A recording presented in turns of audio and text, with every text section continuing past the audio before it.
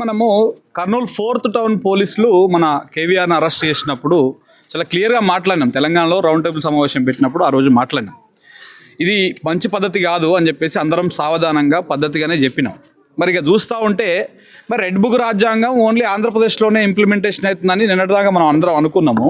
But తెలంగాణలో కూడా implementation అవుతున్నట్టు కనపడతా ఉంది. అసలు చంద్రబాబు నాయుడు, లోకేష్ గారు, పవన్ కళ్యాణ్ గారు శనివారం ఆదివారం వస్తే ఏడుంటారు సార్? మీరు ఏడుంటారు అండి? తెలంగాణలో ఉంటున్నారు, హైదరాబాద్లో ఉంటున్నారు. నీ కాపలా ఉండేది ఎవరండి? తెలంగాణ పోలీసులు. తెలంగాణ ప్రజల సొమ్ముతో జీతాలు తీసుకుంటున్నటువంటి తెలంగాణ పోలీసులు మీకు కాపలా ఉంటున్నారు. మా సొమ్ము తింటారు, మా గడ్డ మీద ఉంటారు. మా బిడ్డలని ఇలా మీ గురించి మాట్లాడుతూ ఉంటే ఏమన్నాడు ఆయన? ఏం తప్పు?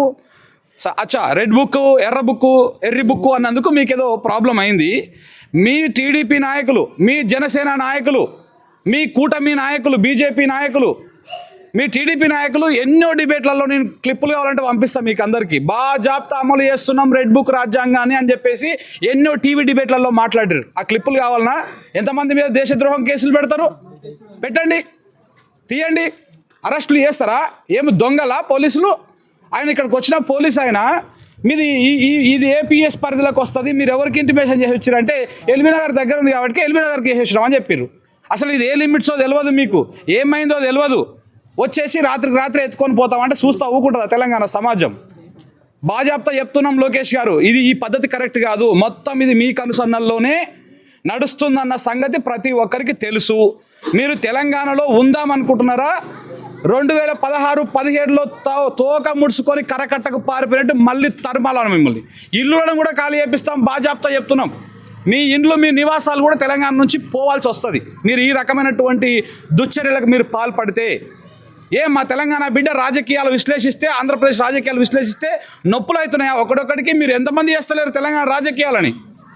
ఆంధ్ర పాలిటిక్స్ మీద ఆంధ్ర విశ్లేషకులు, ఆంధ్ర జర్నలిస్టులు, ఆంధ్ర ప్రాంత మిత్రులు ఎంతమంది చేస్తలేరు తెలంగాణలో? ఒక్కొక్కరు ఒక్కొక్క పార్టీ స్టాండ్ తీసుకుంటున్నారు. కొన్ని సందర్భాల్లో అయితే తెలంగాణ గడ్డని, తెలంగాణ నేలని కూడా మీరు హ్యూమిలేట్ చేసిర్రు, రకరకాలుగా కించపరిచినట్టుగా మాట్లాడిరు. అయినా కూడా మీ సహనంతో ఉండలేదా? మీరు ఇవాళ వచ్చి మా తెలంగాణ గడ్డకు వచ్చి ఇంతకుముందు సీరణ మాట్లాడుతూ అన్నాడు, ఈ గడ్డకు వచ్చి మా ఇంట్లోకి వచ్చి మీరు డైరెక్ట్ అరెస్ట్ చేస్తాం, తీసుకుపోతాం, మాకు ప్రెషర్ ఉంది, ఇవన్నీ అంటే ఇక్కడ చూస్తా ఎవరు ఊరుకోవట్లేదు. మీ రెడ్ బుక్ రాజ్యాంగాన్ని మీకేమైనా ఉంటే ఆంధ్రప్రదేశ్ లిమిట్ వరకు మీరు ఇంప్లిమెంటేషన్ చేసుకుంటారా? ఏం చేస్తారో చూడండి. ఒకవేళ ఎర్రీ బుక్ అన్నందుకే మీకు కేసులు పెట్టాల్సి వస్తే రెడ్ బుక్ రాజ్యాంగం పేరు పెట్టినందుకు లోకేష్ మీద కేసు పెట్టాలా? దాన్ని ఇంప్లిమెంటేషన్ చేస్తున్నామని చెప్తున్నందుకు టీడీపీ నాయకుల మీద కేసులు పెట్టాలా? సో కాబట్టి ఇట్లా మాట్లాడుకుంటూ పోతే చాలా ఉన్నాయి. ఇది పద్ధతి కాదు. చెప్తున్నా, ఎంతమందిగా పృథ్వన్న మాట్లాడితే నేను విన్నా, తెలంగాణ రగుల్స్తామని. రగుల్చడం కాదు చెప్తున్న, తెలంగాణలో ఇలాంటి దుశ్చర్యలకు మీరు పాల్పడితే మీ ఆంధ్ర వ్యాపారాలు ఉండవు ఇక్కడ, మీ నాయకులు ఇక్కడ మనుగడ సాధించలేరు. గుర్తుపెట్టుకోండి. క్విట్ తెలంగాణ మూమెంట్ వస్తుంది. నేను లాస్ట్ టైం మాట్లాడినప్పుడు కూడా చెప్పిన, క్విట్ తెలంగాణ మూమెంట్ చాలా దగ్గరలోనే ఉన్నది మీ ఈ అత్యుత్సాహాల వల్ల. ఇక మన తెలంగాణ పోలీసుల గురించి మాట్లాడాలి, హోంమంత్రి రేవంత్ రెడ్డి గారి గురించి మాట్లాడాలి. ఏం సార్ శాఖని చంద్రబాబు నాయుడుకి అప్పచెప్పిరా, లోకేష్ నాయుడు గారికి అప్పచెప్పిరా, లేదా పవన్ కళ్యాణ్కి అప్పచెప్పిరా? ఎట్లా అంతా మీరు ఒకటే చీకట్ల కలుసుకుందామని చెప్పేసి పోలీసులని శాఖని మొత్తం అప్పచెప్పేసిరా ఆంధ్రప్రదేశ్కి? లోకేష్ నాయుడు గారికి అప్పచెప్పిరా? అందుకేనా మన పోలీసులను గుంపులుగా పెట్టేసి అక్కడ వాళ్ళ కాపలా కాస్తూ ఉన్నారు. మన తెలంగాణ బిడ్డలు అరెస్ట్ చేసుకపోతుంటే కళ్ళప్పకి చూస్తూ ఉన్నారు. ఇది పద్ధతి కాదు.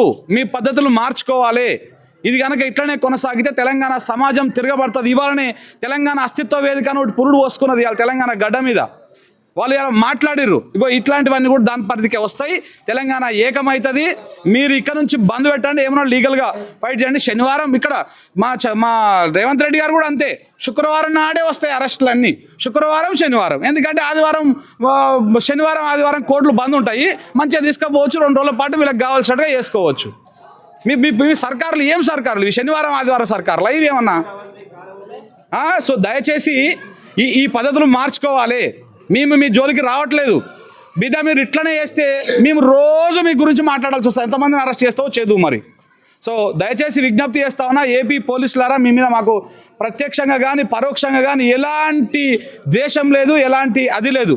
రాజకీయ నాయకుల ఆటలో మీరు పావులు కాకండి. రేపు అధికారం మారితే, ప్రభుత్వాలు మారితే మీరు కూడా ఇబ్బందులు పడాల్సి వస్తుంది ఇట్లా ఇలాంటి దుశ్చర్యలకు పాల్పడుతున్నటువంటి వాళ్ళు. Thank you very much.